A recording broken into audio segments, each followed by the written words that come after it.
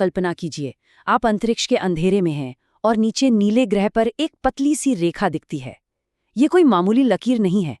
ये एक ऐसा रहस्य है जो सदियों से, हजारों सालों से हमें अपनी ओर खींचता रहा है। एक ऐसा पुल जो सिर्फ दो देशों को नहीं बल्कि दो दुनियाओं को जोड़ता है। अब देखिए, ये सिर्फ नक्शे पर खींची कोई लाइन नहीं है। ये भारत और श्रीलंका के बीच फैली 48 किलोमीटर लंबी एक जीती जागती पहेली है। तो सवाल उठता है कि आखिर ये है क्या? क्या ये कुदरत का बनाया कोई अजूबा है या फिर किसी पुराने महाकाव्य से निकला एक असली पुल? चलिए इस रहस्य की परतों को एक एक करके खोलते हैं। सबसे पहले बस इसके विशाल आकार और इसके होने की बात करते हैं। 48 किलोमीटर! जरा सोचिए, समंदर के आर पार फैली इतनी लंबी एक बनावट। ये आज के मॉडर्न इंजीनियरिंग का कोई कमाल नहीं, बल्कि एक बहुत ही पुराना सेतु है जो भारत के पंबन द्वीप को श्रीलंका के मन्नार द्वीप से जोड़ता है। और जानते हैं सबसे दिलचस्प बात क्या है? वो ये है कि हमारी आज की टेक्नोलॉजी ने ही इस प्राचीन राज को फिर से दुनिया के सामने लाकर खड़ा कर दिया। जब नासा ने इसकी तस्वीरें जारी की तो सबने देखा कि ये कोई कुदरती बनावट कम और एक सोचा समझा इंसानों का बनाया हुआ रास्ता ज्यादा लग रहा था। लेकिन इन सैटेलाइट की तस्वीरों से बहुत पहले, हजारों साल पहले, इसकी कहानी कहीं और, एक प्राचीन महाकाव्य के पन्नों में लिखी जा चुकी थी।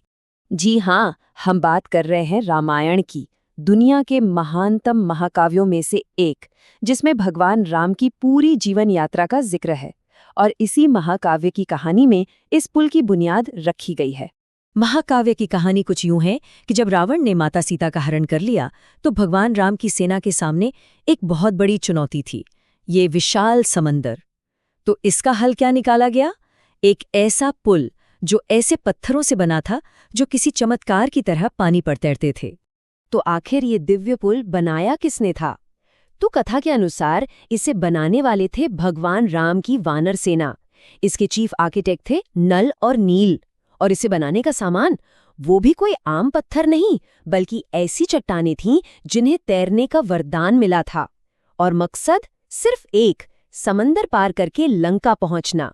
तो चलिए अब आस्था की दुनिया से निकलकर देखते हैं कि आज का विज्ञान इस बारे में क्या कहता है। और यकीन मानिए, यहाँ से कहानी और भी पेचीदा हो जाती है। विज्ञान में भी आप देखिए, इस पर एक राय नहीं है। एक तरफ है जियोलॉजिस्ट जो कहते हैं कि ये मूंगे की चट्टानों और चूना पत्थर की एक कुदरती चेन है जो हजारों सालों में अपने आप बनी है।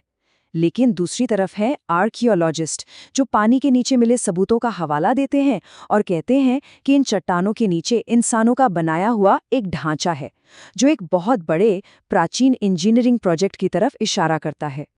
और ये बहस कोई नई नहीं है। आर्कियोलॉजिकल डेटिंग के हिसाब से ये ढांचा 7000 साल पुराना हो सकता है। सोचिए, 7000 साल! इतना ही नहीं, 1480 के आसपास के रिकॉर्ड्स में तो ये भी लिखा है कि इस पुल पर पैदल चला जा सकता था जब तक कि एक बड़े तूफान ने इसे नुकसान नहीं पहुंचाया। और फिर आया साल 2002 जब नासा की उन तस्वीरों ने इस पूरी बहस को एक बार फिर से दुनिया के सामने ला खड़ा किया। लेकिन इस पूरी पहेली का सबसे चौंकाने वाला हिस्सा तो अभी बाकी है। ये हिस्सा पुल में नहीं बल्कि उन चीजों में छिपा है जिनसे ये पुल बना है। हम बात कर रहे हैं उन पत्थरों की जिन्हें तैरने वाले पत्थर कहा जाता है। जी हाँ, बिल्कुल सही सुना, असली पत्थर जो पानी पर तैरते हैं। अब सवाल ये है कि भाई ये कैसे मुमकिन है? अच्छा, विज्ञान के पास इसका एक संभावित जवाब है और वो जवाब है प्यूमिस स्टोन। ये एक खास तरह का पत्थर होता है जो ज्वालामुखी के लावे से बनता है। होता यह है कि जब गर्म लावा बहुत तेजी से ठंडा होता है तो उसमें हवा के बुलबुले कैद हो जाते हैं और इन्हीं बुलबुलों की वजह से ये इतना हल्का हो जाता है कि पानी पर तैरने लगता है। है ना कुदरत का एक कमाल? और यहीं पर हम फिर से उसी बड़े सवाल पर आके खड़े हो जाते हैं, क्या ये तैरने वाले पत्थर बस एक कुदरती चीज यानी प्यूमिस स्टोन है, या फिर ये वही चमत्कारी पत्थर हैं जिनका जिक्र हजारों साल पहले रामायण में किया गया था? विज्ञान का एक संयोग या आस्था का चमत्कार? तो कुल मिलाकर राम सेतु आज भी इतिहास की उन सबसे गहरी पहेलियों में से एक है। एक ऐसी जगह जहां विज्ञान और विश्वास के बीच की लकीरें आपस में मिल जाती हैं, धुंधली पड़ जाती हैं। तो हमारे सामने 3 बड़ी थ्योरीज हैं।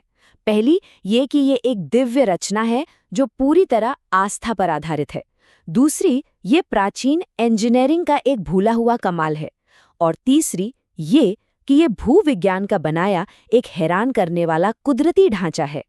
लेकिन एक बात तो तय है, राम सेतु सिर्फ पत्थरों की एक लकीर से कहीं ज्यादा है।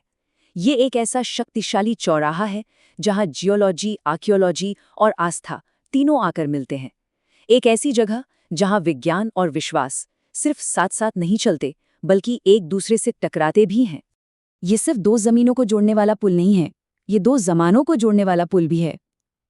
और यहीं आकर सबसे बड़ा सवाल यही उठता है कि कहाँ पर विज्ञान की हद खत्म होती है और कहाँ से कथा शुरू होती है। और इसका जवाब शायद आज भी समंदर की उन्हीं लहरों के नीचे कहीं दफन है।